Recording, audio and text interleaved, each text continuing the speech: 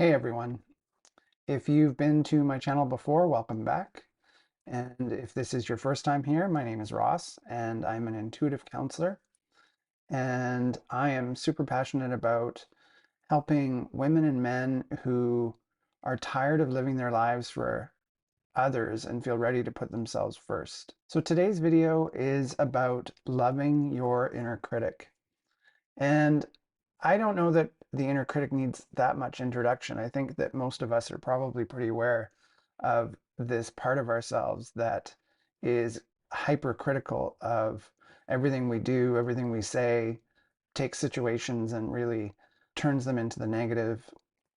And I wanted to talk a bit about, the origins of this part of ourselves as well as how we can work with it. And, first things first, loving your inner critic may seem like a drastic thing. Like, why would I want to love this part of myself that is causing me so much, chaos and hurt and, such an impact on my self-esteem? And the thing is that when we are literally at war with ourselves, it takes up so much of our energy. It takes up so much of our mind space, and it keeps us from stepping into our joy and stepping into our passions and following a life of what could be called balance. And so I'm going to start with, where does this voice come from? And in a previous video that I think I titled Embodying the You Who Knows, I talked about these two questions that we ask ourselves as children in our early relationships. And the two questions are, who do you need me to be in order to get love? And the other one is, what parts of myself do I need to hide? And so this starts with our caregivers. It goes further on into our other relationships. And really it comes back to, trying to fit in, trying to get love, and doing whatever we can in order to be in healthy relationships with others. The thing is, though, is that there's a cost to us. And the origin of this voice is actually related to the part of ourself that keeps us safe, the part of ourself that, is linked to our nervous system of, assessing whether something is safe and whether something is dangerous. And so the problem with this voice is that it is tied to a part of ourself that is really motivated to keep ourselves safe. However, it's kind of gone a little rogue because of the emotional component that is really related to how we're doing in relationships. But ultimately, like if you think back to the origin of our nervous system and being in, in the wild and hunting and gathering, we needed this voice to guide us. This was a voice that is very much tied to our inner knowing of, is it safe for me to take this next step? Is that noise that I just heard in the bushes a threat that is going to cause me harm or possibly death?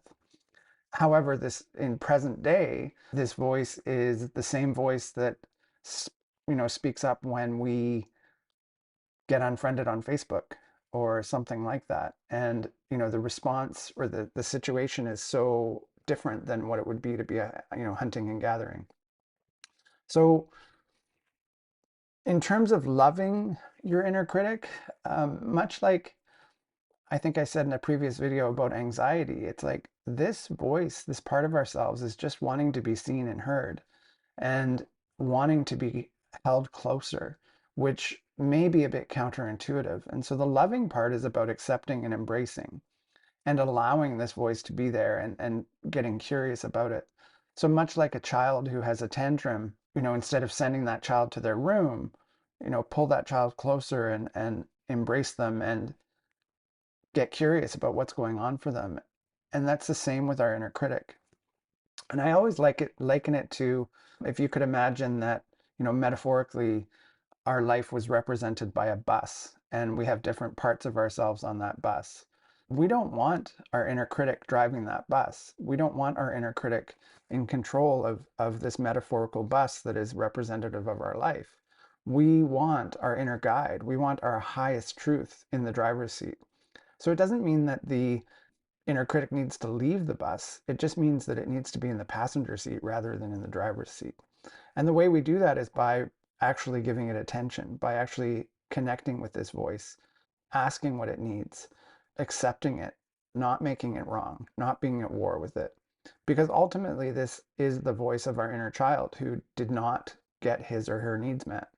And this is the inner child that is having a bit of a tantrum. The other thing that the inner critic does is it will be preemptive. In other words, if you're going to say something to me that is harmful, I might as well say it to myself first. And that might seem a little odd, but it does make total sense because it's easier for me to hurt myself than it is to be hurt by you. And and that is it seems odd, but it's so true. And we will do anything and everything to protect ourselves, and that's one way that we can protect ourselves. So ultimately, loving your inner critic is about building relationship with it, pulling it closer, getting curious about it, trying to understand it, trying to nurture it. And often that's difficult because those are the very things that we're missing in our childhood and missing in our early relationships. And so to foster that within ourselves can be a bit of a struggle. But if we do, the end result is that our self-worth goes up, our self-esteem goes up, and this voice of our inner critic starts to subside. And it's not as loud as it used to be.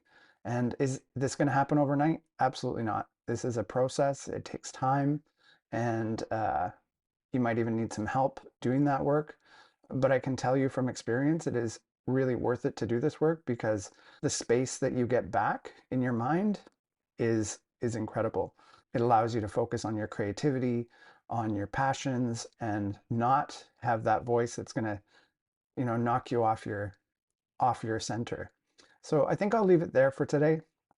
As always, thanks again for watching. If you enjoyed this video, you can like it, you can subscribe to my channel. If you think of someone that you think might benefit from this message, please share it. And the other thing is, if you have a topic that you'd like me to share or talk about, please mention that in the comments and I'd be happy to do that because one of my things is I love to be in response and I'm actually at my best when I'm responding to a question or things like that. If you want to visit my website, the link is in the notes of the video. And I just want to send you unconditional love, and I will see you again next time.